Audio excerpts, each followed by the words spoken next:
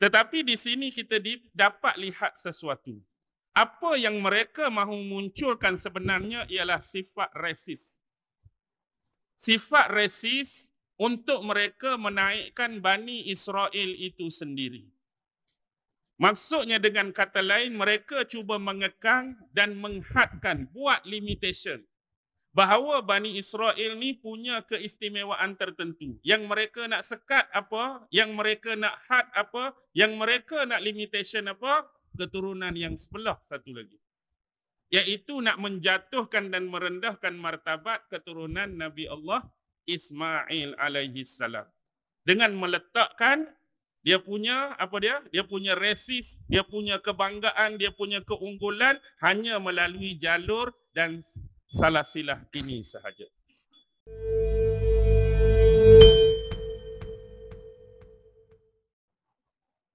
A'udzu billahi minasy syaithanir rajim. Bismillahirrahmanirrahim.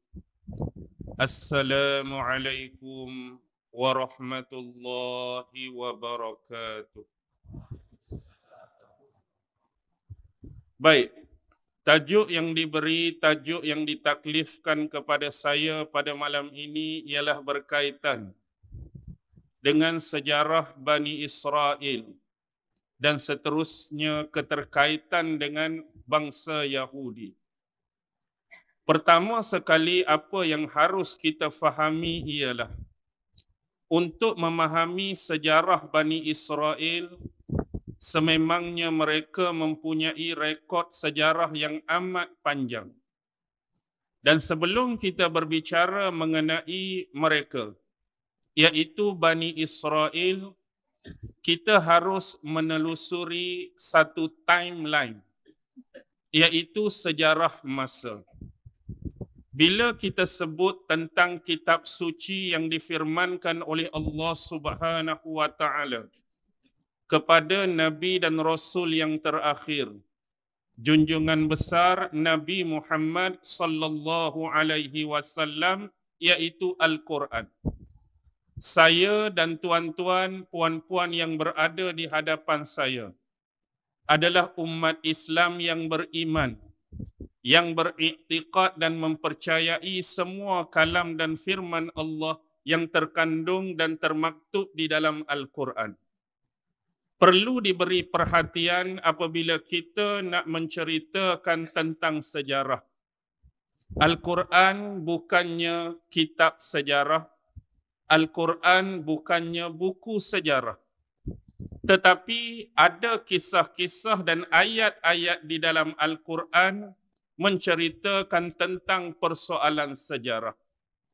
Sebab itu, Al-Quran itu bila berbicara, dia bukan datang secara kronologi, tetapi sifat-sifat sejarah yang bertaburan.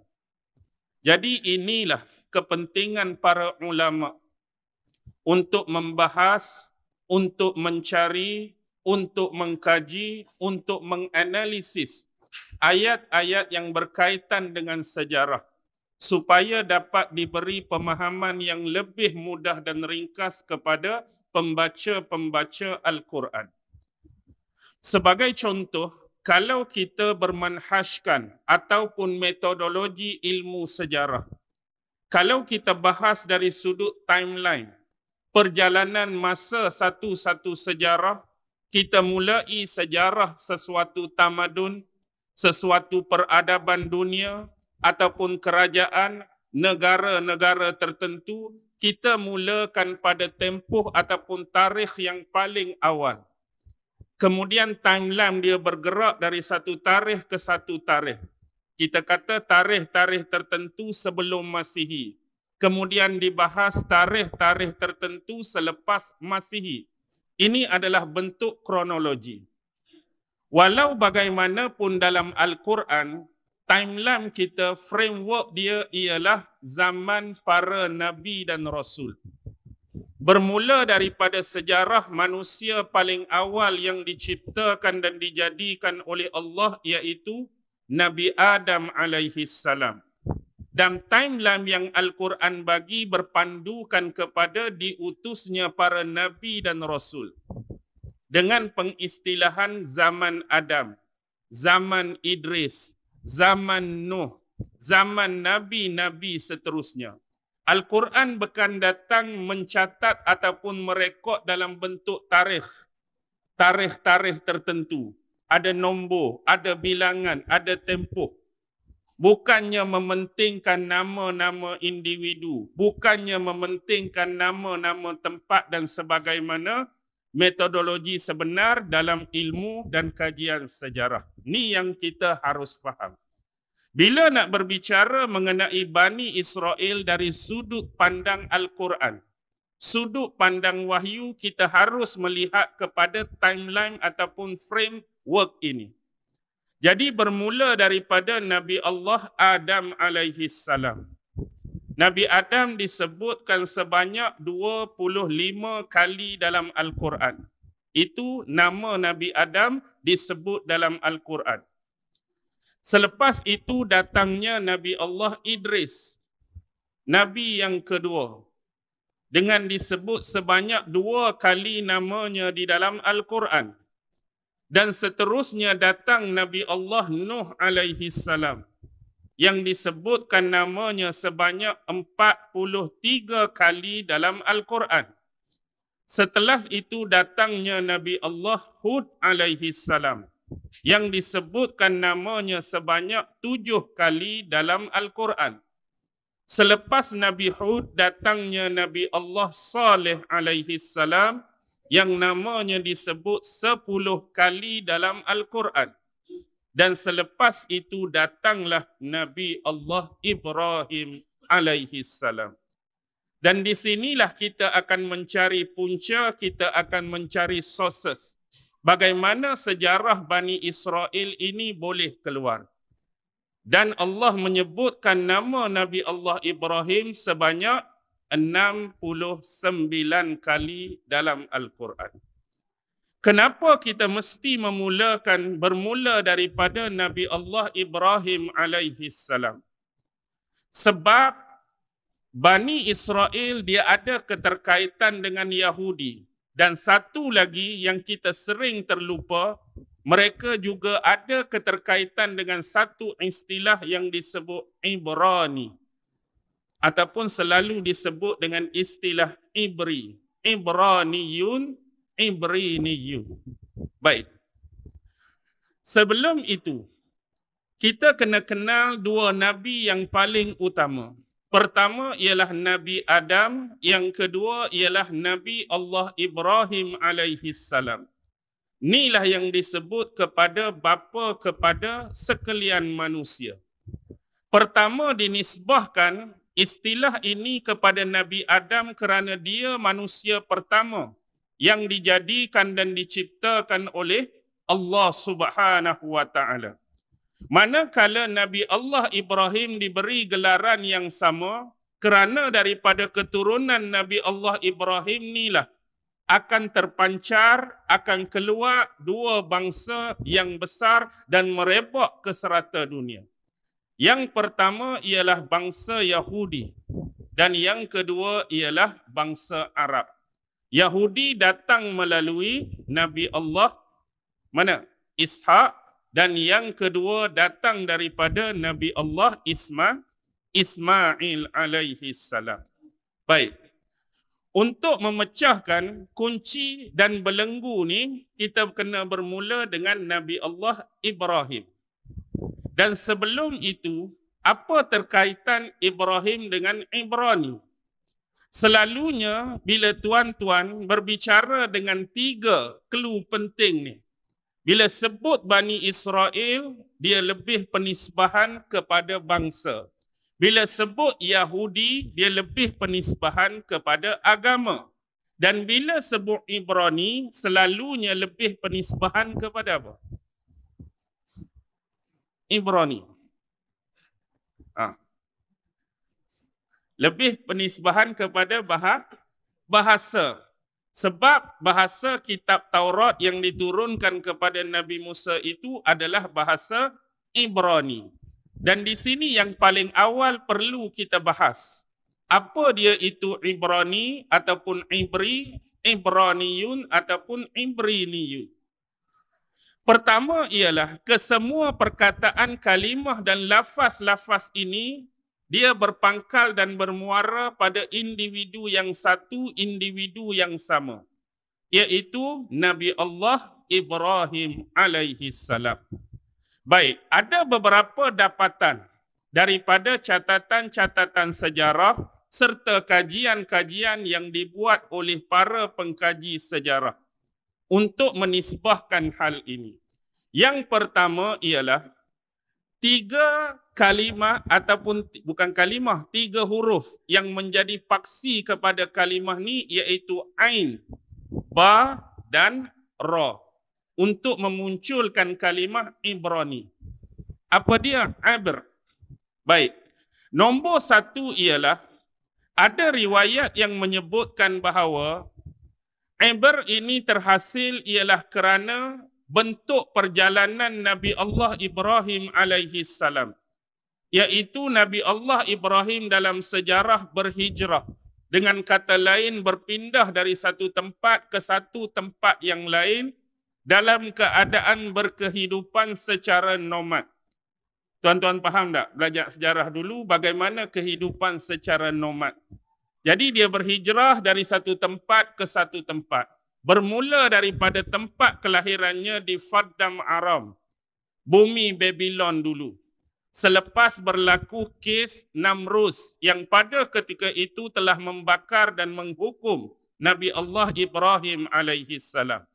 Jadi selepas peristiwa pembakaran Nabi Allah Ibrahim, maka bermulalah perjalanan hijrah dari satu tempat ke satu tempat yang dilakukan oleh Nabi Allah Ibrahim bersama isteri dia. Siapa? Sarah. Dan juga anak saudaranya. Siapa anak saudara Nabi Ibrahim? Sejarah Nabi-Nabi dan Rasul. Anak saudara Nabi Ibrahim yang ikut sekali dengan dia adalah salah seorang Nabi dan Rasul. Siapa? Ikut susunan lepas Nabi Ibrahim, Nabi apa? Nabi Lut alaihi salam. Lut bin Haran. Jadi Nabi Allah Lut adalah anak saudara Nabi Ibrahim alaihi salam.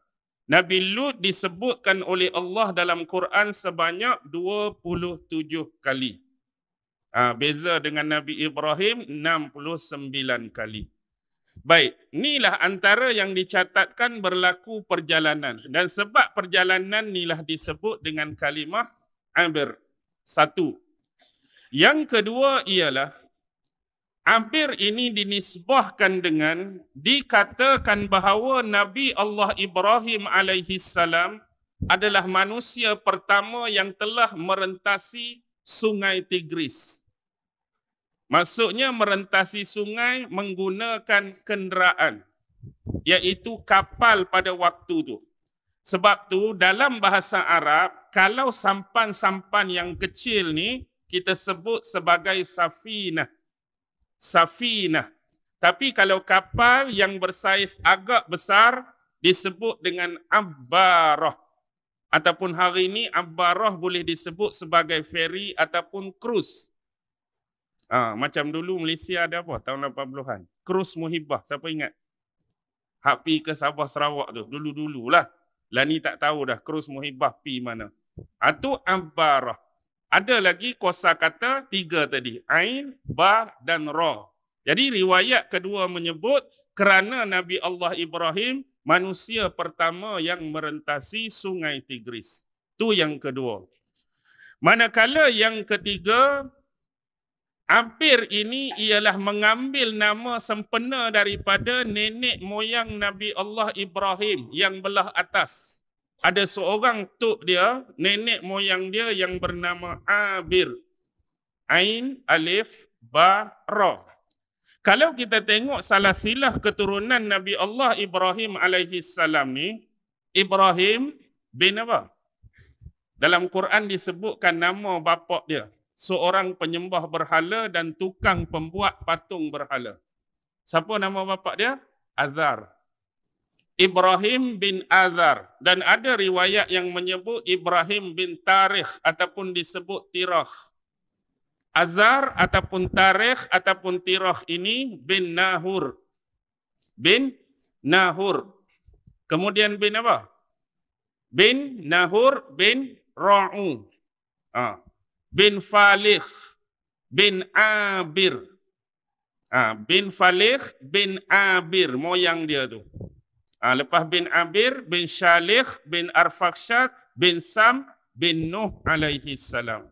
Jadi Nabi Allah Ibrahim adalah keturunan daripada Sam bin Nuh alaihi salam. Jadi salah satu moyang dia tu bernama Abir.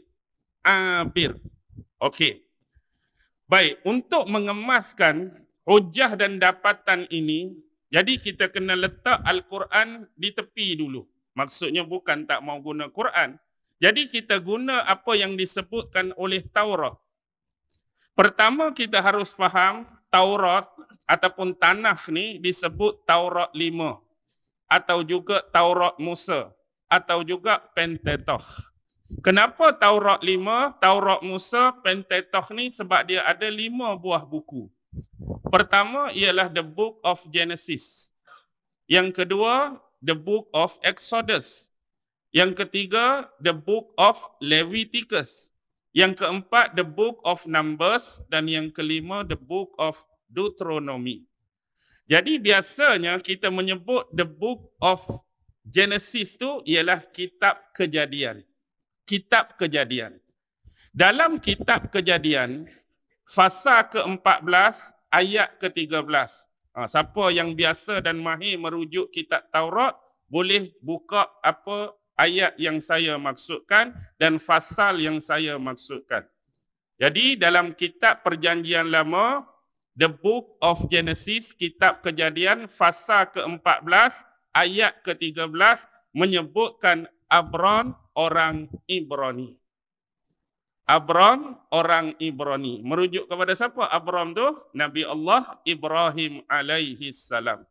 Dan kalau kita tengok kepada apa yang menjadi hujah kita atas Abir, nenek moyang Nabi Allah Ibrahim alaihi salam, boleh menggunakan kitab yang sama, Perjanjian Lama, the Book of Genesis, kitab Kejadian. Fasa ke-10, ayat 21 ada Abir, ayat 24 ada Abir, ayat 25 ada Abir. Dan juga boleh merujuk kitab Kejadian fasa ke-11. Di antara ayat 14 hingga ayat 17 juga berbicara mengenai Abir. Itu yang ketiga. Manakala yang keempat ialah ada dapatan daripada kajian-kajian sejarah yang menyebutkan rujukan-rujukan lama atau kita sebut rujukan-rujukan kuno bahawa Ibrani juga disebutkan di dalam catatan Mesir kuno ataupun di dalam catatan Asyur Babilonia dengan istilah Abiru ataupun Khabiru. Jadi Abiru ataupun Khabiru ni dinisbahkan pada siapa? Segolongan orang-orang Badui. Golongan orang-orang Badui daripada kabilah Ibrani ni yang dinisbahkan daripada keturunan siapa? Nabi Allah Ibrahim alaihi salam. Ini dapatan daripada Mak Saleh. Seterusnya yang lain. Ada yang mengatakan makna Ibrani ni ialah orang asing ataupun keterasingan bangsa. Dia adalah bangsa yang terasing.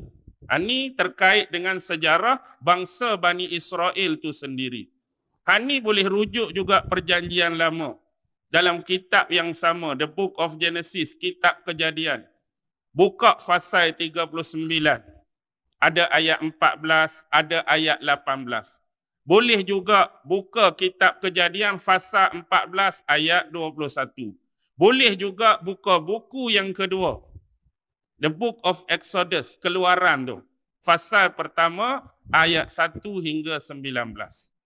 Jadi ini adalah merujuk kepada kaitan bangsa asing dan keterasingan bangsa tadi.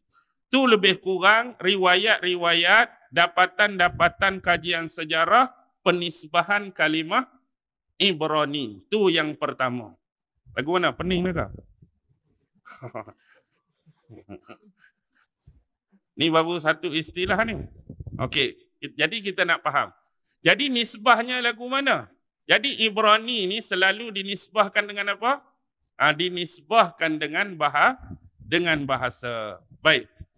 Seterusnya yang kedua, kita nak memunculkan istilah Bani Israel dan kita nak memunculkan istilah Yahudi. Selepas Nabi Allah Ibrahim, dalam sejarah kita belajar lebih kurang. Maklum bagi kita, isteri pertama Nabi Allah Ibrahim siapa? Sarah. Isteri kedua, Hajar. Baik.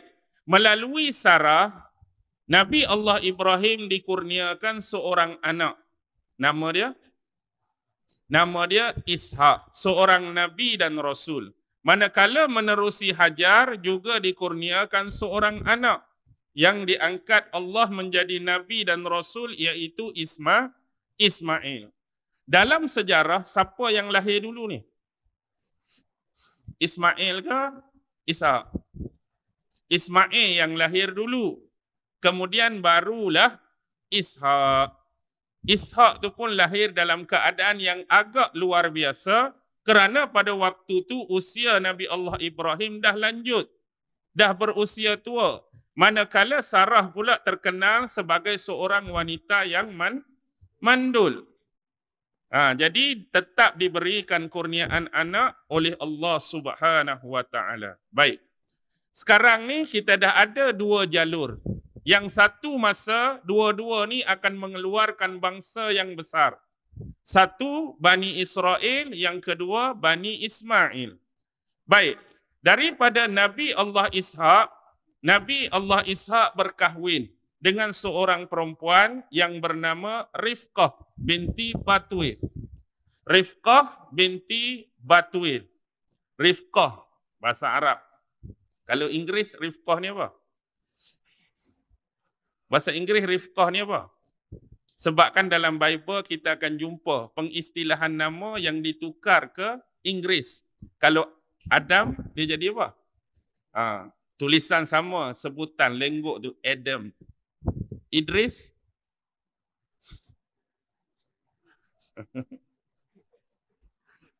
Saya pun tak tahu Idris apa. Kalau Noah? Noah. Kalau Hud? H-E-D. Saleh, Shilah. S-H-E-L-A-H. Shilah. Kalau Ibrahim, Abraham. Kalau Ismail, Ismailah. Kalau Ishak, Isaac. Okey. Baik, isteri dia Rifqah tu, kalau dalam bahasa Inggeris, Rebecca. Rebecca. Baik. Berkahwin dengan Rebecca, Allah mengurniakan kepada Nabi Ishak ni anak kembar. Anak kembar. Pertama, abang yang sulung nama dia Aish ataupun disebut Aisu, E-I-S-U. Manakala adik kembarnya ialah Nabi Allah Yaqub alaihi salam.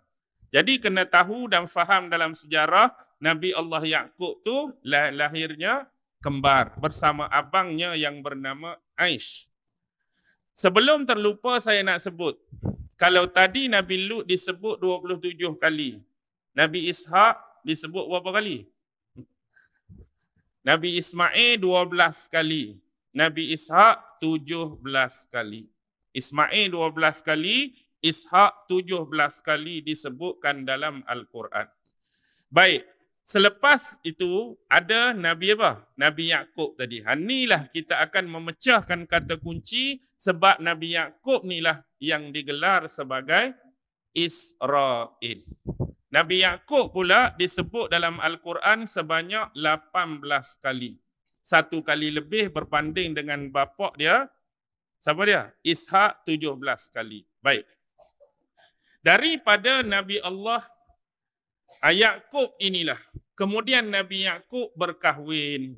Panjang cerita dia. Dia berkahwin. Berapa isteri Nabi Yaqub?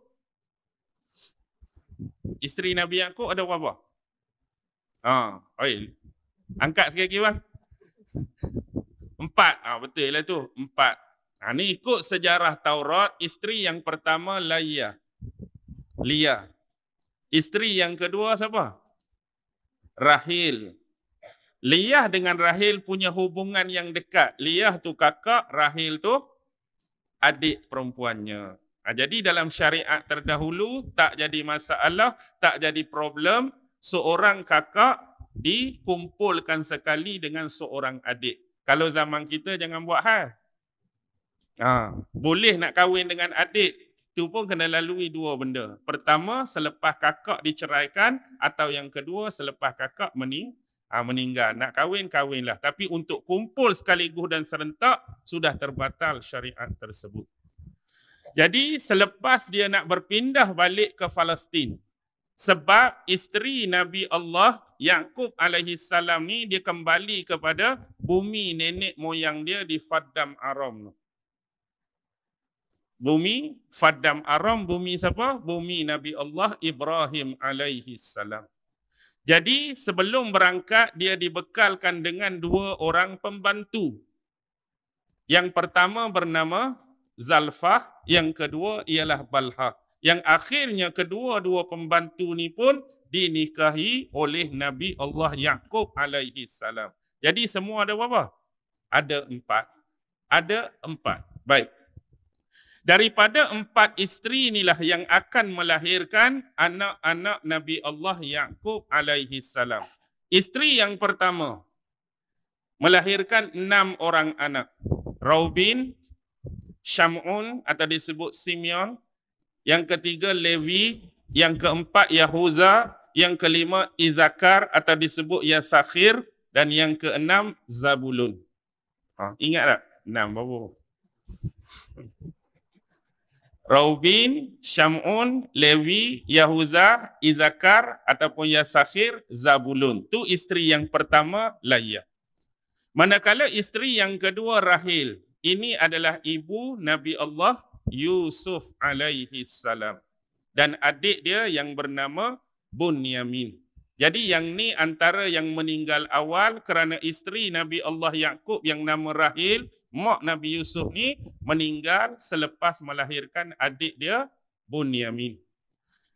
6 campur 2 berapa? 8. Kita nak berapa lagi? 4 lagi. Isteri yang ketiga Zalfah melahirkan 2 orang anak, Jad dan Ashir. Jad dan Ashir, manakala Balhah melahirkan 2 lagi anak, iaitu Dan, nama dia memang Dan. Dan sebab saya nak sebut Dan pula lepas tu kan. Dan Naftali. Jadi Raubin, Syamun, Lewi, Yahuza, Izakar, Zabulun, Yusuf, Bunyamin, Jad, Ashir dan Naftali. Tak ada anak perempuan ke? Ada. Dalam rekod mereka, anak perempuan ada seorang yang bernama Dinah. Anak perempuan ni daripada isteri mana? Daripada abang hak 6 orang. Isteri pertama tu ada seorang anak perempuan nama Dinah. Baik. Jadi 12 orang inilah yang dikenal sebagai Bani Israel. Bani bermaksud anak-anak Israel, kembali merujuk kepada Nabi Allah Yaqub. Jadi persoalan dia, macam mana boleh berlaku pertukaran daripada namanya yang asal Yaqub kepada penisbahan nama Israel. Baik.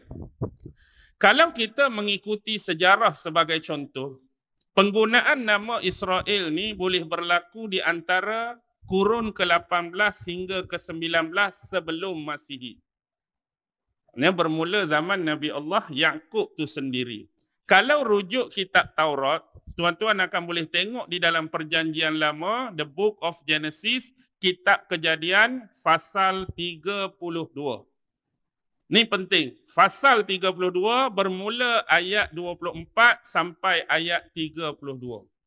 Di situ diceritakan apakah peristiwa yang berlaku sehingga kan Nabi Allah Yaqub ditukar kepada Israel. Berlaku peristiwa apa? Peristiwa Nabi Allah Yaqub bergusti. bergusti dengan seorang lelaki. Ikut tafsir mereka, ada kata lelaki itu hanya malaikat, dan lebih jauh ada kata lelaki itu sendiri adalah Tuhan Yahweh. Jadi Nabi Allah Yaqub bergusti lawan siapa? Lawan Tuhan. Akhirnya menang. Walaupun paha dia sendiri patah ataupun terseliup. Sebab itulah Nabi Allah Yaqub mengharamkan atas diri dia makan tulang pangkal, daging unta bahagian tulang pangkal tu. Maksudnya unta bahagian tulang pangkal tu diharamkan atas diri dia. Disebabkan peristiwa tersebut. Baik, atas dasar itulah engkau selepas ini jangan sesekali dipanggil dengan nama Yaqub tetapi dipanggil dengan nama Israel. Kerana engkau telah mengalahkan Tuhan dan telah mengalahkan manusia. Jadi Israel. Baik. Walaupun cerita ini bagi kita dari sudut logika dan rasional nampak apa? Nampak dongeng. Di sudut kita nampak dongeng dan ada unsur-unsur yang berbau khurafat. Walau bagaimanapun mereka berpegang dengan kisah ini disebabkan kisah ini dimuat di dalam kitab suci mereka. Sebab Taurat ni kitab yang diimani, diyakini, dipercayai oleh mereka. Jadi mereka akan gunakan ayat-ayat ataupun firman yang berkaitan dengan peristiwa tersebut. Tapi bagi kita orang Islam, kita nampak tu lebih kepada dongeng dan lebih kepada khurafat. Baik, seterusnya perlu kita lihat kepada konteks ayat-ayat Al-Quran. Dalam konteks ayat Al-Quran, cuba tuan-tuan rujuk surah Ali Imran ayat 93. Kullu ta'ami kana hillan li bani Israel illa ma harrama Israelu ala nafsihi min qabli an tunazzalat Taurat. Kullu ta'am hillan li bani Israel. Semua jenis, semua bentuk makanan asalnya halal ke atas Bani Israel. Illa ma harrama Israelu ala nafsihi. Kecuali apa yang telah diharamkan pada Israel atas dirinya sendiri. Pertama daging tadi, yang kedua susu unta. Dia haram tu atas konteks lah. Ada kata penyakit, ada kata peristiwa tu. Tapi bukan untuk orang lain. Untuk diri dia, min qabli an tunazzalat Taurat, sebelum diturunkan kitab Taurat. Maknanya kitab Taurat ni pada Nabi yang terkemudian, Nabi Musa. Jadi berpandukan ayat ni, dan berpandukan tadi, kita dapat lihat bahawa penisbahan kalimah Israel dalam Al-Quran kita tidak mempunyai asas. Bukan ayat Quran tu tak ada asas. Maksudnya asas kepada penceritaan yang depa macam tadi tu. Maksudnya sebab-sebab, peristiwa, apa reason, apa clarify yang berlaku menyebabkan nama Yaqub jadi Israel tak ada diceritakan dalam Al-Quran. Sebagaimana kita tengok kepada hujah depa dalam kitab Kejadian ayat 32, 24, 32 tadi. Tetapi di sini kita dapat lihat sesuatu. Apa yang mereka mahu munculkan sebenarnya ialah sifat resis. Sifat resis untuk mereka menaikkan Bani Israel itu sendiri. Maksudnya dengan kata lain, mereka cuba mengekang dan menghadkan, buat limitation. Bahawa Bani Israel ni punya keistimewaan tertentu. Yang mereka nak sekat apa, yang mereka nak had apa, yang mereka nak limitation apa, keturunan yang sebelah satu lagi. Iaitu nak menjatuhkan dan merendahkan martabat keturunan Nabi Allah Ismail alaihi salam. Dengan meletakkan dia punya apa dia? Dia punya resis, dia punya kebanggaan, dia punya keunggulan hanya melalui jalur dan salasilah ini sahaja. Selepas peristiwa itulah baru muncul Bani Israel, bangsa pilihan Tuhan. Perjanjian Tuhan hanya dengan Bani Israel. Janji Tuhan hanya dengan Bani Israel. Keluar dah permainan-permainan seperti ini. Sebab dia nak cuba close up dan dia nak cuba hadkan apa? Hadkan penurunan wahyu, hadkan konteks Nabi-Nabi dan Rasul cuma melalui jalur belah ni saja. Dan sebab tu bila melalui Nabi Ismail lahirnya Nabi Muhammad, mereka tanpa segan silu menolak kenabian dan menolak kerasulan junjungan besar Nabi Muhammad sallallahu alaihi wasallam. Dia sudah ada agenda daripada peristiwa tersebut. Dan inilah yang disebutkan oleh ahli kaji sejarah dengan istilah, iaitu myth of origin. Nah, dengar istilah ni, myth of origin. Atau juga ada ahli sejarah yang menyebut, apa dia? Etiological myth. Dia ni apa? Dia ni ialah untuk create reason, untuk cipta sebab atas terjadinya sesuatu peristiwa ataupun terjadinya sesuatu tradisi. Jadi mereka kena pegang kisah tu walaupun di sisi kita dianggap tak masuk akal, dianggap tak rasional, dianggap tak logik, dianggap berbau unsur dongeng dan khurafat, kerana nak legalkan benda tu, mereka masukkan dalam kitab mereka dan mereka kena mempercayai dan mengimani. Okey, selesai di situ. Tentang Israel. Jadi Israel ni siapa? Israel Nabi Yaqub. Ikut kitab mereka. Dan Al-Quran pun menyebut kalimah Israel dan juga Bani Israel. Israel tu Yaqub, Bani Israel tu anak-anak Yaqub yang 12 orang tadi. Baik. Satu lagi ialah, bila kita baca di dalam tafsir, contoh terutama berkaitan surah Al-Baqarah ayat 40. Siapa ingat? Ya Bani Israel azkuru ni'matiyallati an'amtu alaikum wa awfu bi ahdi ufi bi ahdikum wa iyaya farhabun. Seruan daripada Allah, wahai Bani Israel. Kalau tuan-tuan baca tafsir, seruan ni untuk siapa? Seruan ni untuk siapa? Dah panggil Bani Israel, mesti Bani Israel. Sedangkan kepenggunaan kalimah Bani Israel ni dah tak berlaku pada zaman ayat ni diturunkan. Ni nanti saya pegang ayat ni, nanti kita bahas malam esok. Cuma nak bahasnya, yang diseru dalam ayat ni ialah Yahudi-Yahudi yang berada di kota Madinah hak hidup sekali dengan Nabi Muhammad. Tapi diseru dengan kalimah Ya Bani Israel. Wahai anak-anak Bani Israel.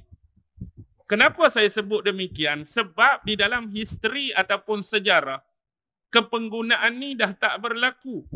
Sebab dalam kitab-kitab sejarah, bila Nabi berhijrah, selalu disebut dengan terma apa? Yahudi Bani Quraizah, Yahudi Bani Nadir, Yahudi Bani Qainuqa. Dah ada kepenggunaan kalimah Yahudi di depan. Dia tak sebut Bani Israel Quraizah, Bani Israel Qainuqa, Bani Israel Nadir. Disebut dengan kalimah Yahudi. Tetapi bila nak seru dalam ayat ni, Ya Bani Israel, ada pemaknaan dia. Sebab ini adalah seruan terakhir kepada mereka untuk kembali bertaubat kepada Allah dan mengubah prinsip kehidupan mereka. Selepas ni, kalau mereka tak mau berubah juga, tak mau bertaubat juga, maka berlakulah kutukan dan laknat Allah atas mereka. Ni peluang terakhir. Sebab apa? Sekarang kamu tengah hidup pada Nabi dan Rasul terakhir. Muhammad duk ajak kamu, Muhammad duk seru kamu. Supaya kamu mengingati kembali sejarah nenek moyang kamu. Kalau tak mau dengar juga, habislah peluang lepas pada ni. Begitu juga dalam konteks-konteks yang lain. Kita perlu tengok timeline tu. Kadang-kadang kita baca, bunyi Bani Israel sezaman. Bunyi Bani Israel sezaman. Ada yang ketika Allah mengungkapkan kalimah Bani Israel ni, ialah yang berlaku ketika yang hidup zaman Nabi Musa dan Nabi Harun. Zaman Nabi Musa dan Nabi Harun. Ada ketikanya bukan zaman Nabi Musa dan Nabi Harun. Contoh dalam Al-Baqarah juga. Wa iz qulna dkhulu hadhil qaryah faqulu minha haitsu syi'tum wadkhulul baba sujjada. Dan ingatlah ketika kami memfirmankan kepada mereka supaya memasuki kota ini, memasuki bandar ni. Ni Bani Israel zaman siapa ni? Fakulu minha haitsu syi'tum, makanlah apa saja di tempat mana pun yang kamu sukai dengan seenak-enaknya. Wadkhulul baba sujada, dan masuklah kamu melalui pintu gerbangnya. Ni Bani Israel pada masa ni, ayat ni tuju pada bawah pemerintahan, bawah naungan siapa ni? Bukan Nabi Musa dah. Bukan Nabi Harun dah. Tapi bawah Nabi Yusha bin Nun. Ni hak selepas mereka menang perang dah ni. Jadi Allah memerintahkan mereka masuk dalam kota tersebut. Nabi Musa duduk mana? Wafat dah. Nabi Musa duduk mana? Nabi Harun duduk mana? Wafat dah. Sebab kebanyakan daripada mereka yang hidup zaman Nabi Musa dan Nabi Harun telah diwafatkan, dimatikan oleh Allah. Sebab sesak padang teh berapa puluh tahun? 40 tahun dah. Jadi hak kebanyakan yang tua-tua, yang ingkar-ingkar tu habis mati dah dalam tempoh tersebut. Jadi dah lahir generasi baru yang jadi pengikut kepada pemimpin mereka, iaitu Yusha bin Nun. Zaman Nabi Yusha itulah mereka sanggup untuk berperang. Kalau tak sanggup lagi, agak-agak berapa lama lagi nak disesatkan oleh Allah di padang teh yang sama. 40 tahun ni cukup dah memberi pengajaran. Tapi duk lagu tu pun Allah bagi macam-macam lagi kan. Naungan awan, manna wassalwa. Nabi Musa ketuk famfajarat min husnata asyrata aina qad alima kullu unasim masyrabahu. Ketuk tongkat dia terpancar 12 mata air. Nikmat duk bagi walaupun duk sesat. Tapi perangai. Ni bawah zaman Nabi Yusha. Tu pun buat perangai lagi. Cuba tuan-tuan baca. Wadkhulul baba sujada. Kamu dah menang. Jadi masuk dah melalui pintu gerbang dia dalam keadaan sujud. Allah suruh masuk dalam keadaan sujud. Tapi dia masuk lagu mana? Dia masuk, dia duduk, dia letak punggung, dia masuk punggung dulu, mengesok. Tuan-tuan boleh brain tak? Perangai. Bila berperang, Allah bagi jaminan menang. Allah bagi menang. Allah bagi menang dah. Inilah berlaku peristiwa apa? Yang terkenal dalam sejarah, tertahannya matahari di tangan Nabi Yusha. Buka kitab hadis. Mereka berperang tu. Tapi ditahankan matahari. Matahari berhenti bergerak. Jadi time freeze pada masa tu. Nak bagi menang. Menang dah. Bila menang, bergembiralah. Masuk dalam kota dalam keadaan sujud. Tapi dia pergi duduk, dia mengesok masuk punggung dulu. Waqulu hittatun. Kamu sebut istilah hittah, naghfir lakum. Ampun dosa. Tapi dia pergi sebut hintah. Dia pergi sebut kalimah lain. Padahal itu kalimah bentuk istighfar.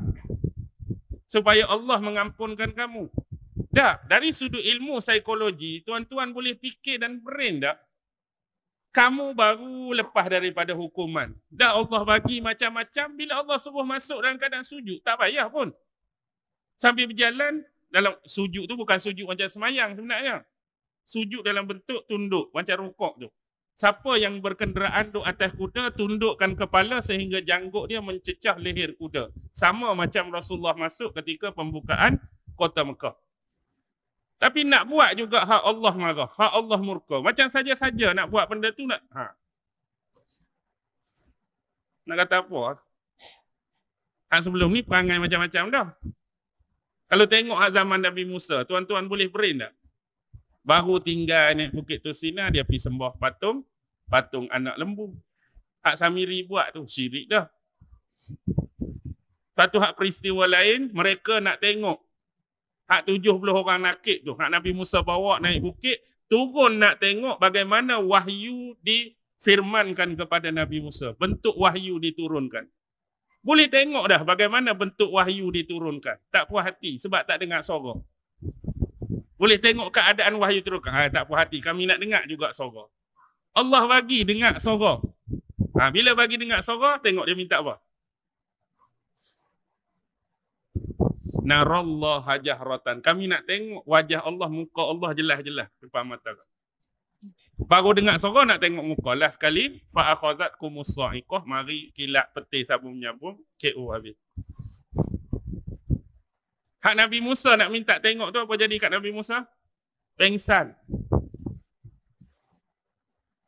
Tapi nikmat Allah bagi hak mana lingkup semua 70 orang tu dihidupkan kembali, bagi hidup. Bagi hidup balik. Nah, nikmat dah. Nikmat. Baca sejarah, baca tafsir. Itu secara sepintas lalu. Sebab kita kena faham Bani Israel ni walaupun sebut Bani Israel, dia Bani Israel ni mesti ada orang awam dia, netizen. Mesti ada kependitaan dia, rohib dia, robai dia. Jadi kalau dalam Quran digunakan terma dan istilah ahlal kitab, tu merujuk kepada golongan mana? Contoh mari ayat Quran, Qul ya ahlal kitab, katakanlah wahai ahli kitab. Merujuk kepada netizen awam biasa ke hak robai depa? Hak mana? Hak robai depa. Sebab apa? Ni kali ke-10 saya tanya, itulah jawapan dia. Mungkin sebab sinonim kalimah ahli tu. Bila ahli cekap, bila ahli mahir, bila ahli hebat. Sebab ahli di depan. Ahli tu ahli ni kan. Baik, ahli kitab ni dia masuk dua-dua. Yang jahil, yang alim. Yang awam, yang netizen, yang pedri dan robai mereka termasuk dua-dua. Maksud ahli kitab di sini terkait dengan 3 benda. Percaya kepada Tuhan. Yang kedua, percaya kepada Nabi Musa sebagai Nabi dan Rasul. Ketiga, percaya kepada kitab Taurat. Maksud ahli kitab tu. Jadi hak alim pun pegang 3 ni. Hak ta'alim, hak robai, hak rahib mereka pun ahlul kitab. Jadi kalau terma yang spesifik, yang khusus untuk alim saja, pendeta saja, tang mana? Bila tuan-tuan baca Quran bertemu dengan terma dan lafaz ni. Allazina atainahumul kitab. Iaitu orang-orang ataupun golongan yang diberikan kitab. Ataupun dia datang ada kalimah wa. Wallazina atainahumul kitab. Ataupun dia datang dengan kalimah fa. Fallazina atainahumul kitab. Contoh. Allazina atainahumul kitab ya'rifunahu kama ya'rifuna abna'ahum. Iaitu mereka yang diberikan kitab, mereka lebih mengetahui tentang ciri-ciri sifat-sifat Nabi Muhammad lebih daripada mereka kenal anak-anak mereka sendiri. Kenapa ni khusus kepada robai mereka, bukan orang awam mereka? Sebab sifat kitab Taurat dia tak sama macam Quran. Tuan-tuan, Quran yang kita pegang pada hari ini, sejahil-jahil manusia yang beragama Islam boleh memiliki, boleh pegang, boleh belik, boleh baca Quran. Dia Islam, tapi dia katakan yang paling jahil pun tak ada siapa boleh halang dia, orang Islam lain, daripada orang ni nak memiliki Al-Quran. Aku nak beli Quran, tak ada siapa boleh halang. Aku nak memiliki Quran, tak ada siapa boleh halang. Aku nak buka, nak belik Quran, tak ada siapa boleh halang. Cuma yang jahil tu sifat dia. Begitu juga yang paling alim boleh. Maksudnya tak ada siapa pun dikecualikan. Semua boleh buka, semua boleh belik, semua boleh baca, semua boleh kaji, semua boleh rujuk, semua boleh analisis. Jadi Islam berbeza. Bila keterbukaan berlaku, sekiranya kita buat silap, orang lain boleh tolong tegur. Contoh saya baca, surah mungkin betul, saya sebut, nombor ayat tu salah. 43. Oh, minta maaf Ustaz, bukan 43, ayat 34. Maksudnya siapa-siapa boleh tegur, terbuka. Tapi sifat kitab Taurat, satu lagi sebab dia zaman yang dulu, zaman yang kuno, dia tak ada kilang cetak macam boleh banyak-banyak macam hari ni. Maksudnya dia kena tulis tangan. Jadi Taurat ni lebih spesifik berada di tangan siapa?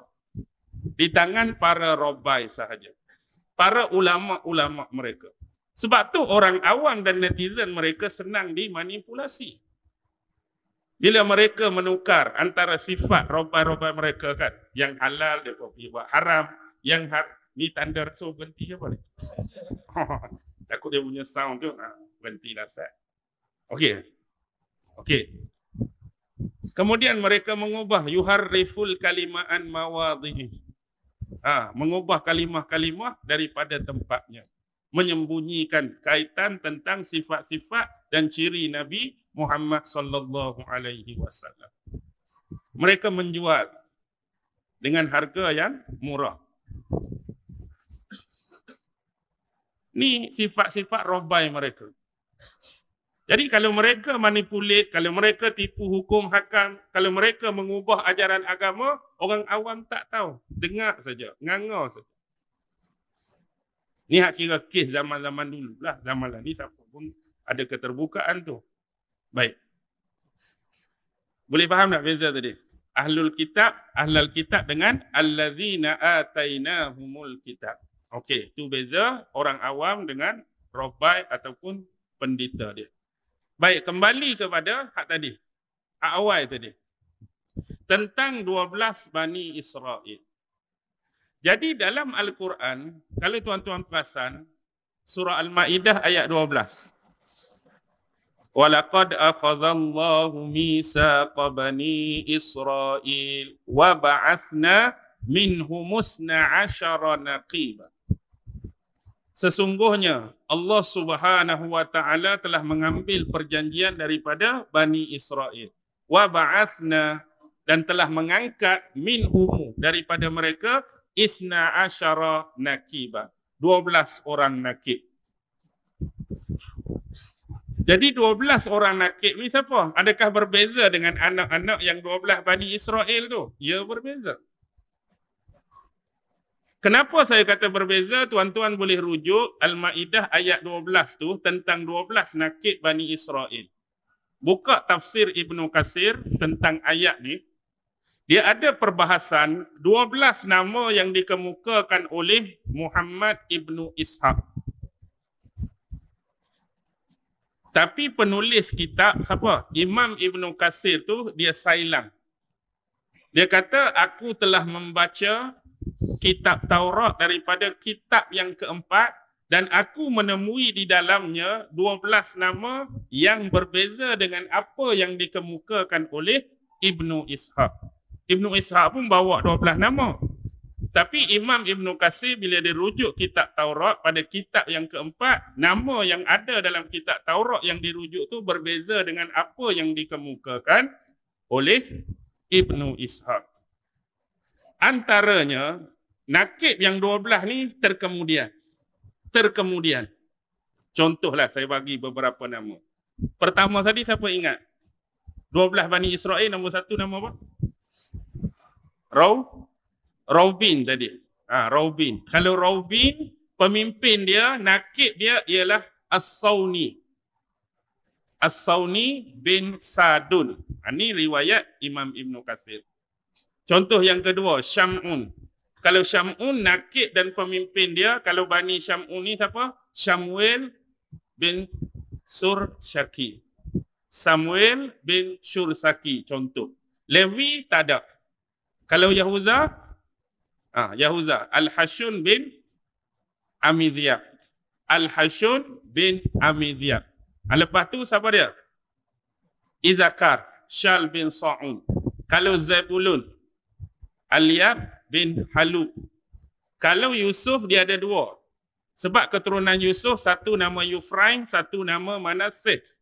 Kalau Yufraim, Mansha bin Amanhur, pemimpin mereka. Kalau Manasseh, Amlayail bin Masrun. Tu contoh lah. Maksudnya ada perbezaan tak? Ada perbezaan. Hak 12 tu ialah Bani Israel. Yang ni 12 nakib adalah anak cucu keturunan mereka mewakili 12 tadi. Sama lah macam zaman Rasulullah pun terkait dengan angka 12 juga. Tang mana terkait dengan angka 12? Ketika perjanjian Aqabah. Ingat perjanjian Aqabah. Ada 12 orang kan? 3 daripada suku Aus, 9 daripada suku Khazraj. Ingat ke tak? Ingat ke tak 12 orang? Perjanjian Aqabah. Cuba sebut nama, hak ingat. Aus, 3 orang yang popular. Usaid bin Hudair, seorang. Sa'ad bin Khaisamah, yang kedua. Yang ketiga, Rif'at bin Abdul Munzir. Ada juga riwayat kata Rif'at bin Abdul Munzir diganti dengan Al-Haytham bin Taihan. Itu 3. Tinggal 9 Bani Khazraj. Abu Umamah As'ad bin Zurarah, Sa'ad bin Rabi', Abdullah bin Rawahah, Rafi' bin Malik, Al-Barra' bin Ma'rur, Al-Barra' bin Ma'rur, lepas tu Ubadah bin As-Samit, Sa'ad bin Ubadah, kemudian Al-Munzir bin Umar, kemudian Abdullah bin Amru. 9. Jadi 3 campur 9, 12 juga. Syiah pun 12 juga. 12 apa? 12. Imam 12 dia tu lah. Isnah Asyariah. Imam-imam Ahlul Bait tu. Padahal tak ada kena-mengena pun Ahlul Bait dengan mereka. Mereka saja menisbahkan ke Ahlu Baitan dia tu dengan mereka. Okey. Kembali. Bila dah 12 Bani Israel ni lahir, inilah kemudian Nabi Allah Yusuf, anak beranak mereka. Jadi Nabi Allah Yusuf dikhianati oleh siapa? Saudara-saudara mereka, kerana mereka tak puas hati seolah-olah Nabi Allah Yaqub melimpahkan kasih, sayang dan kecintaan kepada Yusuf. Jadi mereka rancang. Mereka melakukan pengkhianatan, komplot. Bahasa ini kita sebut konspirasi, itu konspirasi lah. Okey. Rancang pergi mana? Pergi bawa adik main lah kononnya. Kemudian akibat lalai, adik ni dimakan oleh apa? Dimakan oleh serigala. Dimakan oleh serigala.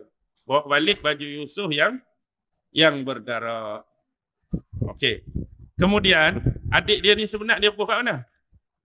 Dia buh dalam perigi. Tapi dia tunggu. Dia tunggu nak tengok apa yang terjadi.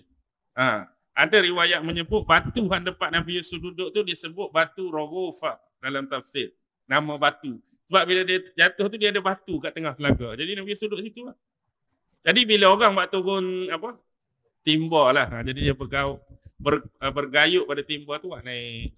Kemudian bila orang tu tengok Nabi Yusuf, abang-abang dia hak duk stay tunggu tu keluar. Oh, ni sebenarnya hamba kami hak lari. Sebab dia nak duit tu. Dia nak duit tu. Bukan nak bagi pelepas saja. Kami lama duduk cari. Rupanya dia sembunyi dalam perigi ni. Tapi kalau kamu nak beli, kami nak jual lah. Jadi dia jual lah dengan harga beberapa dirham. Akhirnya Yusuf terbawa sampai ke negeri Mesir. Ringkas cerita, duduk dengan keluarga angkat dia. Kemudian dia angkat dengan mimpi tu dia diangkat jadi Menteri Pembedaraan, Menteri Kewangan. Jadi berlakulah perpindahan Bani Israel akibat kemarau. Akibat payah punca makanan. Jadi ringkas cerita lah ni senang, semua keluarga Bani Israel berpindah ke bumi Mesir. Jadi duduklah di bumi Mesir. Dalam tempoh yang lama akhirnya sampai pada zaman Nabi Musa. Bila zaman Nabi Musa tu dia naik dah pemerintah lain. Dia tak sama macam dulu sebab zaman Nabi Yusuf tu zaman Hyksos. Bukan zaman Fir'aun, zaman Hyksos. Mari zaman Nabi Musa ni zaman Fir'aun.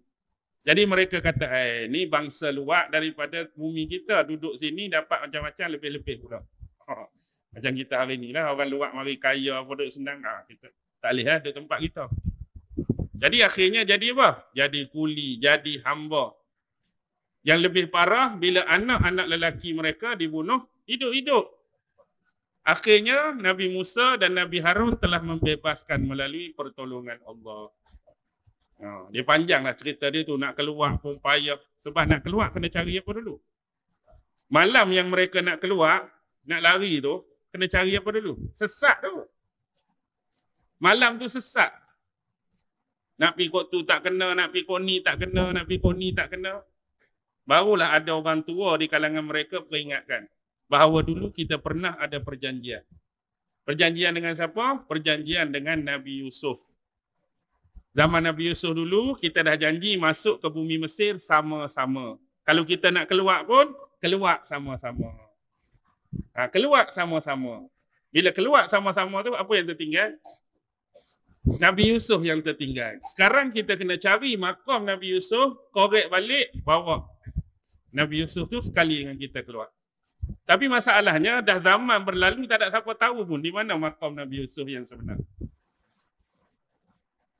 Akhirnya ada seorang tua.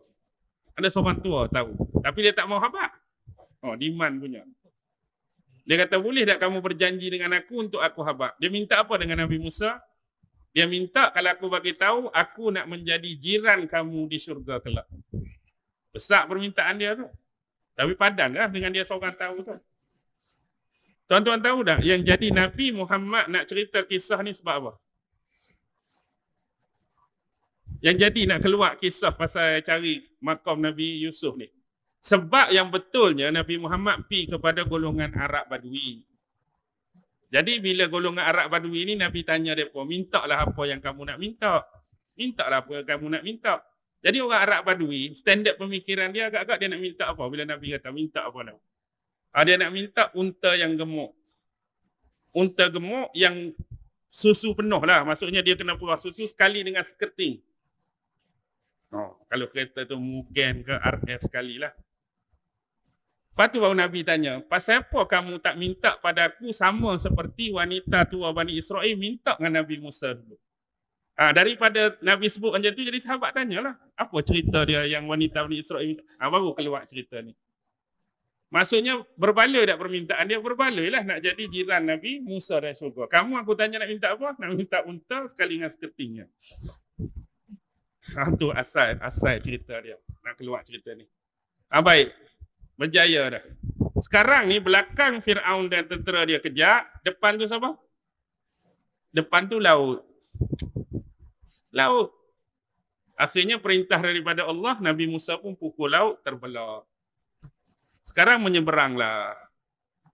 Bila selamat sampai di sana, tadi mata yang menyaksikan tongkat dipukul, laut terbelah. Mata yang sama menyaksikan laut ditangkuk kembali dan mata yang sama menyaksikan Fir'aun dan tentera dia mati lemas dihanyutkan.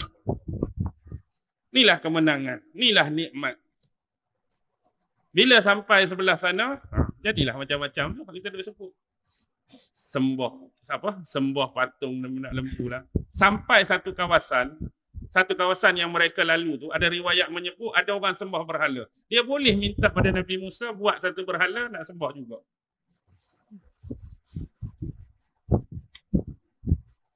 Boleh tengok apa pemikiran dia tu pelik-pelik lah. Okey. Selamat dah tu. Pipi sampai siapa? Sampai Nabi Yusha. Bila Nabi Yusha pun tak ada. Kemudian selepas Nabi Yusha, Khalid bin Yafuna, Khalid bin Yukana pun tak ada. Selepas tu Hizkil bin Buza pun tak ada. Last kali, zaman tu tak ada Nabi dan Rasul. Zaman tu mereka diperintah oleh 10 hakim Bani Israel. Cari dalam kitab para hakim. Taurat, kitab para hakim tu ada bukan 10, 12. Nombor 12 ni cukup sinonim.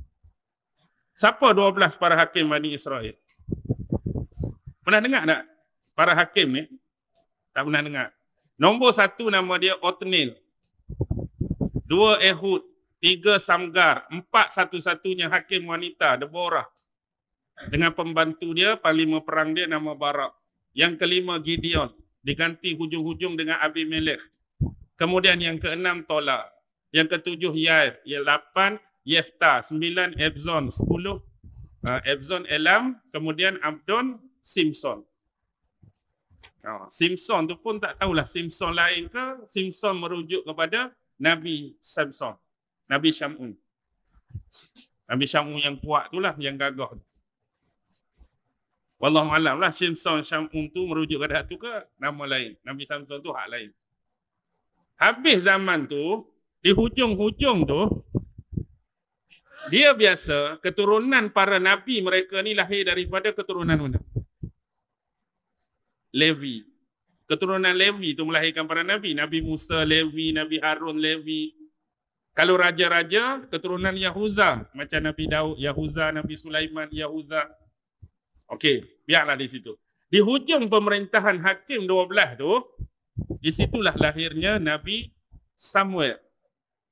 Nabi Samuel. Kalau Arab, Samuel. Shim, Mim, Waw, Ya, Lam. Samuel. Samuel. Nabi Samuel ni sisa terakhir Nabi daripada keturunan Bani Levi. Ada 2 yang dia pegang. Tongkat Nabi Musa dengan tanduk yang mereka, tanduk tu sebenarnya, tanduk dalam tu mereka isi minyak suci. Tujuan minyak suci ni siapa-siapa yang dilantik jadi raja ke pemimpin Bani Israel, mereka akan ambil minyak tu, lumurkan pada hari penabalan dia jadi pemimpin ataupun raja. Jadi mereka ni duk mengadu lah. Pada masa tu siapa duk serang mereka? Jalut. Ni dia keluar hujung surah Baqarah tu, Jalut. Jalut serang Bani Israel, banyak dah tanah-tanah yang dirampas. Jadi mereka pergi jumpa Nabi Samuel, minta Nabi Samuel mengangkat seorang raja, angkat seorang pemimpin, yang mana mereka bersedia berkorban, duduk di belakang raja dan pemimpin ini berperang nak lawan Jalut konon-kononnya. Jadi Nabi Samuel pun betul ke hampa ni? Bukan aku tak kenal hampa ni lagu mana, sejarah hampa ni. Hak perang dulu pun takut nak masuk sampai kena sesak 40 tahun. Ni betul ke nak berperang ni? Betul. Bila betul, maka satu ketika, siapa? Nak lawan Jalut, terkenal. Jalut dengan Tolut. Tolut kalau dalam Taurat dia sebut Sul. S-A-U-L. Sul tu merujuk kepada Tolut lah. Bukan pula pukul Sul. Siapa pula Sul ni? Sul tu, siapa? Tolut. Sebab nama berubah kan macam tadi. Isaac. Satu hak jauh nama Nabi ni, Nabi Syuaib. Agak-agak apa? Kalau dalam Latin ni, Nabi Syuaib. Kalau lain dekat-dekat, Abraham. Ishak, Isaac. Ismail. Yakub apa? Jacob. Dekat-dekat. Kalau Nabi Syuaib? Syuaib apa? Syuaib. Hak tu terlampau jauh. Dia dekat dengan, bukan nak menghina ya, dia dekat dengan nama minyak pelincir. Jethro. Jethro tu adalah Nabi Syuaib. Jethro. Jauh kan? Jauh. Kalau Nabi Yunus?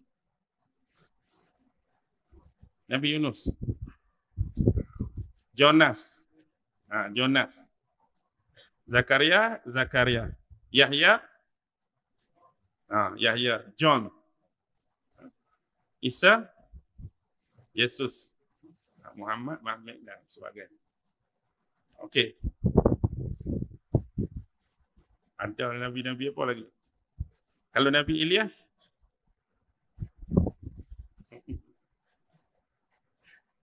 Nabi Ilyas tu bukan nama dekat-dekat. Nama-nama lebih kurang. Nabi Syuaib. Okey, kembali. Dan akhirnya lantik Tolut. Tolut ni siapa? Tolut ni adalah, dia macam Ahmad Al-Bab.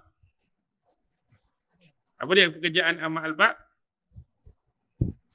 Jaga kambing. Satu hari pun lebih kurang sama. Seekor anak kambing dia hilang. Kawan tu pergi dalam bukit jumpa harta jin tu kan. Ni dah. Dia tak jumpa. Cuma dia lalu depan rumah Nabi Samuel. Tanya Nabi Samuel, adakah nampak anak kambing dia? Tak. Tapi sepanjang sesi dialog dengan Nabi Samuel, peristiwa pelik berlaku. Minyak yang di dalam tanduk tu menggelegak dengan sendiri. Menggelegak. Ni salah satu tanda orang itulah yang terpilih. Tunggu ringkas cerita. Satu lagi dia buat keluar tongkat Nabi Musa. Dan bila ukur ketinggian Tolut daripada kepala sampai kaki sama tinggi dengan tongkat tersebut. Inilah manusia yang dipilih dan akan diangkat jadi pemimpin Bani Israel. Tapi sayangnya dia keturunan Bunyamin. Tolut keturunan Bunyamin dan keturunan Bunyamin dianggap keturunan low class di sisi mereka. Walaupun dah keturunan Bani Israel tapi low class. Kalau boleh Lewi kami nak. Kalau boleh Yahuza kami nak action. Padahal keturunan mereka. Apatah lagi kalau orang Sungai Duyung mereka nak. Hak terpilih tu orang Sungai Duyung. Lagilah tak boleh belah. Akhirnya terpaksa juga terima. Dan didatangkan apa? Didatangkan the Ark of Covenant. Apa tu? Tabut Sakinah. Okey. Perang. Dalam tentera tu Allah nak filter, Allah nak saring. Kan nanti berjalan tengah panas, akan tekok, akan dahaga, tekok, akan haus, kamu akan jumpa sebatang sungai. Tapi tak ada seorang pun diberikan izin kebenaran untuk minum air sungai itu. Jadi bila hak puluh-puluh ribu tadi, jumpa sungai. Faham-faham lah.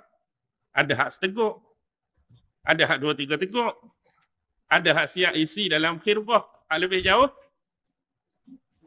kupu-kupu keluar, kuak lentang keluar, jumpa sungai lah ke mana.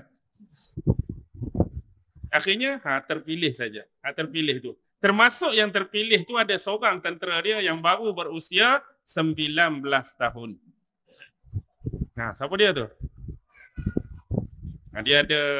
Dia ada macam tali tu, dia letak batu.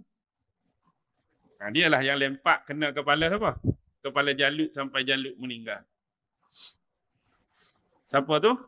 Itulah Nabi Allah Daud alaihi salam. Jadi pada masa Talut tu, Nabi Allah Daud termasuk di kalangan tentera-tentera dia yang baru berusia 19 tahun. Dia yang bunuh Jalut. Akhirnya ringkas cerita, siapa jadi raja? Talut. Bila Talut meninggal, siapa naik? Ni naik King of David. Inilah bermula the golden age of Israel. Zaman keemasan. Sebab mereka ada kerajaan yang kuat, kerajaan yang besar di bawah Nabi Allah Daud alaihi salam. Nabi Allah Daud ni wafat umur apa? Wafat umur 100. Asalnya umur dia Allah bagi 60. Daripada mana dia dapat 40 tu? 40 tambahan. Baca dalam kitab hadis sahih, tengok awal-awal penciptaan Nabi Adam. Kau tak pernah dengar ni? Awal-awal penciptaan Nabi Adam tu, bila Allah bila Allah pegang bahagian punggung Nabi Adam ni, maka berguguranlah anak-anak cucu keturunan dia. Jadi dalam ramai-ramai tu, tiba-tiba Nabi Adam tengok ada satu tu bintang macam bersinar terang, cerah di dahi dia. Lalu tanya, siapa ni? Ni adalah salah seorang anak cucu keturunan kamu yang akan lahir kemudian. Siapa dia? Dia ialah Nabi Daud alaihi salam. Berapa umur dia? Yang kamu tentukan 60. Ambil umur aku 40, top up atas dia. Sebab tu patut umur Nabi Adam 1000. Tapi bila malaikat Israel nak mari ambil nyawa dia ketika 960, sebab buang 80, dia terlupa. Bukan 1000 ke? Anda ingat ke hang bagi kat anak cucu hang yang namanya Daud tu? Ini ada dalam hadis. Ni nampak blur ni, macam tak pernah jumpa, tak ingat. Lepas tu duk cakap aku cerita hak pelik-pelik, ni letih mereka ni. Mereka kitab tak buka. Okey. Baik, itu lebih kepada Nabi Daud. Selepas Nabi Daud siapa? Nabi dan Rasul juga terkenal. Anak Nabi Daud siapa? Nabi Sulaiman. Nabi Sulaiman naik tahta 970 sebelum Masihi. 970. Okey, Nabi Sulaiman tuan-tuan tahulah mujizat-mujizat dia kan. Boleh menundukkan angin, menundukkan jin, setan apa semua ni. Boleh bercakap dengan bahasa binatang macam-macam. Sampailah satu tahap, ada riwayat kata 932 sebelum Masihi, ada kata 930. Tak tahulah. Mungkin sejarawan boleh menentukan 932-930 tarikh kewafatan Nabi Sulaiman. Jadi bila Nabi Sulaiman wafat, inilah perpecahan berlaku. Kerana dua orang daripada anak dia, satu nama Yarba'am, terkenal dalam Taurat disebut Jeroboam. Ataupun satu lagi Rohba'am, Rehoboam tu berebut dua wilayah. Inilah yang menyebabkan selepas kemangkatan dan kewafatan Nabi Sulaiman, maka Bani Israel berpecah. Satu, mereka ada kerajaan Israel Utara. Bawah tu Judah Selatan. Israel Utara 10 orang yang sokong, Judah Selatan 2 yang sokong, 12. Jadi nak faham lagu mana? Kena tengok hak 2, tolak hak 2, baki tu semua sokong hak 10. 2 di bawah Yahuza dan Bunyamin. 2 hak bawah, kerajaan Judah Selatan tu pendukung dia Yahuza, Bunyamin. Tolak Yahuza dengan Bunyamin, 10 lagi semua Israel Utara. Pernah berlaku peperangan antara mereka tu, walaupun sama-sama Bani Israel. Tapi sejarah mengungkapkan 722 sebelum Masihi. Atas pada depa sikit, sebelah tu ada kerajaan besar. Apa dia? Assyrian Empire. Di bumi Syam sekarang tu. Assyrian Empire, raja pada masa tu ialah Shalmaneser. Jadi Raja Shalmaneser 722 sebelum Masihi serang kerajaan Israel Utara. Sehingga lingkup semuanya. Ini dia sebut 10 Lost Tribe of Bani Israel. Kalau tuan-tuan baca sejarah ataupun tulisan bertajuk 10 Lost Tribe of Bani Israel, inilah kisah dia. Bila kerajaan Assyrian Empire bawah Shalmaneser 722 serang Israel Utara. Tak tahu mereka diaspora ke mana. Maksudnya lepas kena serang tu, hak mati tu matilah. Kalau ada berbaki yang hidup tu, mereka terpencar ke bahagian mana. Okey, selesai di situ. Hak bawah selamat lagi. Judah Selatan tu. Judah Selatan boleh bertahan sampai 586. Tadi 722, ni 586 sebelum Masihi. Siapa yang serang mereka? Sebelum tu. Kerajaan Yahuza ni lah nanti penisbahan keluar dengan istilah Yahudi baru keluar di sini. Sebelum ni Bani Israel, kita berbicara Bani Israel lagi. Yahudi nak keluar sebab kerajaan Yahuza ni lah. Kerana Yahuza ni ada kepentingan di sisi mereka. Kadang-kadang mereka sembang tu lebih daripada nilai dan darjat Nabi Yusuf lagi bila sembang Pak Yahuza. Ada beberapa perkara kerana apa mereka melebihkan Yahuza. Pertama ialah antaranya asal mereka nak bunuh terus Yusuf tu. Tapi siapa yang cadangkan supaya bubuh dalam telaga? Yahuza. Maknanya Yahuza cuba menyelamatkan juga. Dia tak mau adik dia mati, tapi dia nak adik dia diambil orang lain ke dijual ke supaya jauh dengan bapak dia. Hak lain tu asal nak bunuh terus. Yang kedua ialah dia yang mencadangkan kepada bapak dia Nabi Yaqub supaya dia dengan Bunyamin dihantar ke Mesir. Sebab pada masa tu nak cari bekalan makanan. Kalau tak cari mereka akan mati kebuluran. Kemudian yang ketiga, mengikut Taurat mereka, selepas Nabi Yusuf wafat, Yahuza lah yang mengambil alih pemerintahan tu. Bukan pada adik-beradik hak lain. Sebab tu dalam tiga konteks ni, mereka melebih-lebihkan Yahuza. Jadi selepas tu, keluarlah istilah Yahudi tu. Yahudi lepas pada ni, dirujuk pada apa dah? Dirujuk kepada agama yang dibawa oleh Nabi Musa berpandukan kitab Taurat. Jadi sebab itulah Ibrani lebih kepada bahasa, Bani Israel lebih kepada bangsa dan Yahudi lebih kepada agama. Walaupun spesifik ada yang menyebutkan Yahudi lebih merujuk pada kecenderungan politik pun ada dan konteks persempadanan Yahudi Selatan ataupun Judah Selatan tadi. Okey. Kembali. Jadi 586 ada kerajaan besar yang disebut Babylon kedua. Kalau dulu raja yang zalim zaman Nabi Ibrahim, Namrus. Zaman tu siapa dia memerintah Babylon? Bukhtansar ataupun sejarah menyebut Raja Nebuchadnezzar. 586 Raja Nebuchadnezzar serang. Yang itulah ada konon-kononnya kuil pertama, Bait Solomon. Nabi Sulaiman bina dulu. Jadi bila mereka serang bait, nanti sebelum tu teringat. Kota bagi Judah Selatan memang Jerusalem lah. Jerusalem, Judah Selatan. Kalau hak dulu, hak Israel Utara tu, dia ada 3 kota besar. Satu Shachim, yang kedua Tirsyah, yang ketiga Samaria. Shachim, Tirsyah dan Samaria. Ini 3 kota hak atas. Ini Jerusalem. Jadi bila serang, semua kena serang ni. Dihancurkan termasuklah baik kuil Solomon. Semua hancur. Yang tinggal apa? Satu-satunya tersisa yang tinggal. Apa dia? The Wailing Wall. Tembok harapan. Itu yang tersisa. Tempat Nabi tambak buruk masa Isra' Mi'raj. Lain hancur dah. Kalau ada bangunan hak terkini tu, semua hak baru buat balik. Semua hak renovate balik. Maka 50 tahun kemudian lebih kurang 538 Masihi. Jiran sebelah Babylon siapa? Babylon tu kita kata peta hari ni Iraq. Sebelah dia Iran, kerajaan Parsi. Siapa sebelah tu? Raja yang berkuasa 500 lebih. Yang ada setengah menganggap dia adalah Zulkarnain. Siapa? Cyrus the Great. Cyrus the Great. Cyrus the Great serang Babylon, kalah Bukhtansor. Kalah Bukhtansor. Jadi bila Bukhtansor kalah, maka pelarian-pelarian sebelum ni pi dibawa daripada Jerusalem pi ke Babylon tu dihantar balik. Diberi bantuan, binalah balik kerajaan kamu. Jadi berlakulah pembinaan Bait Solomon kali yang kedua. Siap bila? 516 sebelum Masihi. Tu pun bukan zaman Cyrus dah, zaman seterusnya, Darius si Agung. Cari pemimpin selepas Cyrus, Darius. 516 baru siap. Lepas tu apa berlaku? Ringkas cerita-cerita, tak payah sebut tahun. Selepas tu, Alexander the Great. Alexander the Great betul ni. Alexander the Great Macedonian.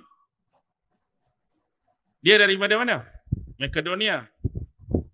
Greek. Greek Empire. Mari. Dia 300 lebih kan. Sebab apa dia boleh mari itu? Sebab dia berjaya menaluki kerajaan Parsi. Jadi serang pula. Lingkup pula kali kedua. Lingkup pula kali kedua. Selepas dia tinggal Greek, siapa jeneral perang dia? Jeneral perang Alexander the Great. Hak dia tinggal di Mesir. Mesir kan termasuk jajahan dia. Siapa dia? Tak kenal ya, jeneral perang dia. Ptolemy. Pernah dengar Ptolemy? Inilah hak Firaun sebelum tu jadi dinasti Ptolemaic. Kerajaan Mesir dinasti Ptolemaic. Dinasti Ptolemaic ni popular dengan apa? Cleopatra tu lah. Cleopatra tu zaman Ptolemaic lah. Cleopatra dengan Julius Caesar tu. Jadi Ptolemaic pula serang. Hancur lagi. Lepas tu zaman siapa pula? Lepas Ptolemaic. Seleucid pula. Pernah dengar kerajaan Seleucid? Lagi pening tepuk dahi. Seleucid pula mari. Lepas tu 162, lebih kurang saya tak ingat tarikh, mungkin tersilap, tolong betulkan saya. Dia ada berlaku pemberontakan yang disebut pemberontakan Maccabee. Pemberontakan Maccabee. Jadi Maccabee ni siapa yang memberontak? Matthias, si Padri Agung. Dia memberontak terhadap Antiochus Epiphanes. Jadi pemberontakan ni berjaya. Kemudian mari pula dia berjaya menubuhkan kerajaan Hasmonean, kerajaan Yahudi yang kedua. Pernah dengar? Hasmonean pun tak pernah dengar. Kerajaan Hasmonean 152 Masihi. Tak pernah dengar juga. Maccabee ni sejarah panjang contoh. Asal nak jadi cerita pelita Hanukkah tu melalui peristiwa Maccabee lah. Pemberontakan Maccabee. Tahu pelita Hanukkah? Pelita Yahudi ada satu tiang tu. Ada berapa? Ada berapa tu? Lilin dia tu. Ada berapa? 8 kan? Ada 8. Tahu tak sejarah nak jadi peristiwa Hanukkah tu? Dia ketika habis pemberontakan Maccabee tu, mereka biasalah bila lepas perang kena bersih-bersih kawasan, lalu mereka jumpa satu kuil, satu rumah ibadat. Dan mereka jumpa satu pelita, dan pelita tu ada isi minyak. Ikut anggaran dah, dengan minyak cemok ni, minyak banyak ni bertahan, bolehlah kalau kita pasang 1 malam. Tengok anggaran minyak. Tiba-tiba mereka pasang boleh bertahan 8 malam. Satu benda yang pelik kan. Jadi mereka ambil peristiwa tu buat peristiwa pelita Hanukkah. Tapi dia kena ada cara pasang. Malam pertama kena letak lilin, kena pasang 1 lilin je. Malam yang kedua, bubuh 2 batang lilin, pasang 2 lilin. Seterusnya 3, last kali pacak atas. Dia banyak perayaan dia ni. Passover lah, Rosh Hashanah lah, nanti kita cerita surah punya cerita. Kalau nak sambung, insya-Allah kita akan sambung. Kalau nak faham sungguh, dia punya kitab, dia punya perayaan. Tapi nak abadnya, habis lepas peristiwa Maccabee itu, kerajaan Hasmonean. Lepas tu Rom kuat pada masa tu. Marilah Rom serang. Dapat kat Rom. Bila dapat kat Rom, siapa yang jadi, kita kata apa, wazir lah. Sebenarnya pemerintah Rom sebenar duduk di mana? Konstantinopel tu. Kerajaan Byzantium. Tapi yang jaga di situ ialah Maharaja Herodes. Inilah zaman kelahiran Nabi Allah Isa. Zaman tu Nabi Zakaria ada, Rom duk perintah. Nabi Yahya, Rom duk perintah. Nabi Isa pun Rom duk perintah. Selepas Nabi Isa diangkat, ringkas cerita, selepas kerajaan Hasmonean jatuh tu, mereka cuba bangkit, berperang Yahudi Rom tahun 70, tapi mereka kalah. Kemudian ada lagi pemberontakan 135 Masihi. Ini sejarah yang hebat juga. Pernah dengar pemberontakan Bar Kokhba? Bar Kokhba, B-A-R-K-O-C-H-B-A. Tak tahu juga apa kita sambung. Sebab saya pun tak makan lagi. Pukul 9 lebih. Boleh ya YB? Kita pelan, slow-slow. Jadi pada tu, itulah mereka berpencaran. Berpencaran, keluar diaspora. Antara yang diaspora ialah pergi ke mana? Nak kait dengan zaman Nabi Muhammad ni pergi ke mana? Pergi duduk di Madinah, bumi Taibah. Sebab melalui panduan Taurat mereka, Nabi yang terakhir ni akan berhijrah ke satu bumi yang dipenuhi dengan pohon-pohon kurma. Mereka tak pergi ke tempat lahir Mekah. Mereka nak tunggu hijrah, nak tengok betul ke Nabi itu akan hijrah situ. Jadi mereka duduk awal-awal. Sebab tu bila Nabi hijrah ke mana, mereka dah ada awal lagi. Mereka dah ada awal lagi. Lepas tu Aus dengan Khazraj haduk ada tu bukan penduduk asal tu. Aus dengan Khazraj sendiri datang daripada mana? Bawah tu, Yaman. Selepas apa? Ingat tak peristiwa pecahnya apa dia panggil? Empangan Sabak dulu. Empangan Sabak dulu berhijrah keluar. Antaranya berhijrah nenek moyang kepada Aus dan Khazraj duduk di situ. Lepas tu mari Yahudi duduk di situ. Kemudian Nabi hijrah. Itulah Bani Israel, tu juga Yahudi secara ringkas. Sebab selalunya zaman muda-muda, ni pun tak apa nak muda dah ni. Saya boleh bertahan 3 jam setengah, 4 jam. Bagi speech tapi lah ni tak larat. Tua dah. Tapi bagaimana malam ni? Berapa nama dapat? Boleh 12 Bani Israel tu pun okey dah malam ni. Hak lain tu biarlah. Kurang-kurangnya tuan-tuan tahu sejarah perjalanan dia, sejarah peristiwa dia dan susu galur dia, bagaimana Ibrani muncul, bagaimana Bani Israel muncul dan bagaimana Yahudi muncul. Itu pun kita tak kait dengan Zionis lagi. Zionis itu lebih pada ideologi politik lah. Zionis ni tak semestinya Yahudi. Kristian boleh jadi Zionis, kita pun boleh jadi Zionis kalau berideologi sama seperti mereka. Jadi saya berhenti di sini. Mudah-mudahan ada manfaat. Saya ingat soalan apa tadi? Tu nak tanya pasal solar storm lah. Saya ni bukan ahli sains. Adalah desas-desus yang mereka kata bahawa solar storm akan menuju ke arah bumi dan menimpa bumi. Mengikut ahli sains lah, zaman sebelum kita ni, mungkin puluh tahun ke sebelum tu, dah ada pernah berlaku sekali kan. Tapi kali ni, kalau berlaku apa akan efek? Kalau berlaku, apa akan efek? Terutamanya ialah frekuensi dan elektromagnetik terutama kepada barangan-barangan elektrik ni. Maksudnya kalau lebih dia pada kita, akan padam lah semua ni. Alat-alat elektrik tak akan jadi tak berfungsi. Mudah-mudahan tak lah. Mudah-mudahan tak lah. Tak tu lagu mana? Tak sampai kat kita ataupun Allah selewengkan ke arah lain lah, bukan menuju bumi. Kalau Allah nak letakkan bumi pun, kita tak boleh nak kata apa lah. Terima seadanya. Cuma beban dan bahan dia tu takat mana kekuatan dia. Dan apa yang akan berlaku. Tapi tentang solar storm tu ada banyak pembicaraan ahli-ahli sains kan. Dan sebelum ni pun pernah berlaku. Cuma kesan dia tu saya tak boleh nak abad. Kena tanya ahli sains lah, suruh dia kaji lah. Kalau tahap ni jadi lagu mana, kalau tahap ni jadi lagu mana, kalau tahap ni jadi lagu mana. Dan ada yang kata sampai bergelap berapa hari?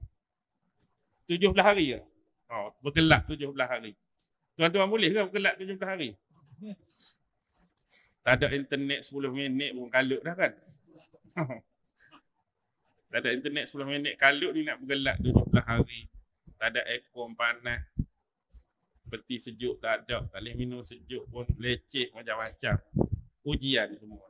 Jadi kita tu menuju ke arah apa? Menuju ke arah kita panggil dunia akhir zaman. Kita tak tahu bila Allah nak letakkan kehancuran tarikh sebenar bagi bumi kita, alam semesta ni. Tapi bagi kita hari ini perlu berwaspada, berhati-hati, bersedia. Banyak-banyak buat amalan kepada Allah, banyak-banyak muhasabah diri kita. Banyakkan bertaubat, masing-masing jaga diri masing-masing. Boleh faham tak? Boleh ya? Okey, ambil iktibar apa yang kita cerita malam ni. Hak nombor 1, saya hak duduk depan dah. saya hadu depan. Maksudnya apa? Moga-moga jadi faedah, moga-moga jadi manfaat, moga-moga jadi iktibar untuk diri saya dan seterusnya kepada tuan-tuan dan puan-puan sekalian.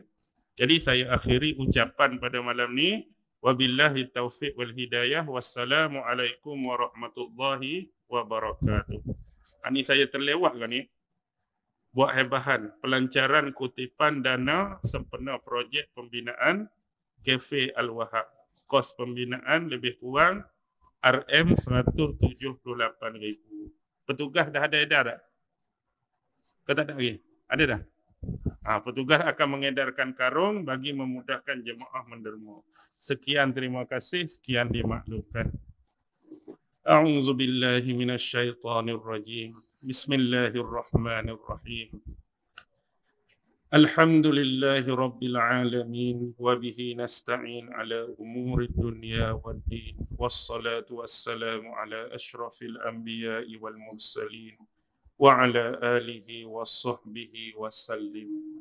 Rabbana atina fid dunya hasanah wa fil akhirati hasanah wa qina azaban nar. Wa sallallahu ala sayyidina Muhammad wa ala alihi wa sahbihi wa sallim. Walhamdulillahi Rabbil Alamin.